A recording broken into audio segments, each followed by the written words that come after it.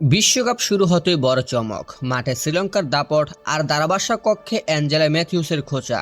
Group বদলালেই ভালো হতো আয়ারল্যান্ডের। শেষ দিকে কি এমন ঘটল যে জয়ের মুখ থেকে হার ছিনিয়ে নিল শ্রীলঙ্কা? আর কেন বাংলাদেশের সাথে নাগিন ডার্বি মিস করলেন বিশ্বকাপ? চলুন পুরো ঘটনা দেখে নেওয়া যাক।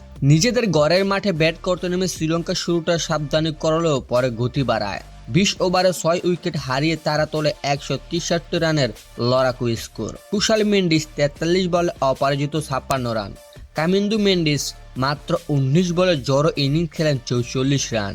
এই দুই ব্যাটারের ইনিংসেই বড় সংগ্রহ দাঁড় করায় লঙ্কাররা। টার্গেট তারা করতে নেমে শুরুটা ভালো ছিল না আয়ারল্যান্ডের, তবে পরে রস অ্যাডায়ার ও হ্যারি টেক্টরের জুটি ম্যাচে ফিরিয়ে আনে দলকে।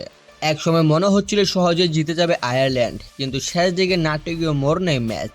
শেষ ওভারগুলোতে শ্রীলঙ্কার বোলাররা ম্যাচ পুরোপুরি ঘুরিয়ে দেয়। বিশেষ করে ওয়ানিন্দু হাসরাঙ্গা, মাথিসা পাতিরানা এই দুই বোলারের আঘাতে একের পর একে উইকেট হারায় আয়ারল্যান্ড। শেষ পর্যন্ত মাত্র 143 রানে অল আউট হয়ে যায় তারা।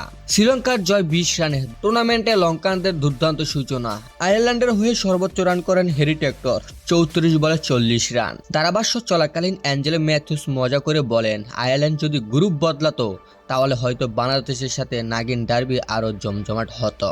জানা গেছে বিশ্বকাপের আগে গ্রুপ পরিবর্তনের প্রস্তাব পেয়েও আয়ারল্যান্ড তা নাকচ করেছিল। তাদের আত্মবিশ্বাস ছিল শ্রীলঙ্কাকে হারানোর, কিন্তু প্রথম ম্যাচে হেরে এখন সেই সিদ্ধান্ত নিয়ে চলছে আলোচনা।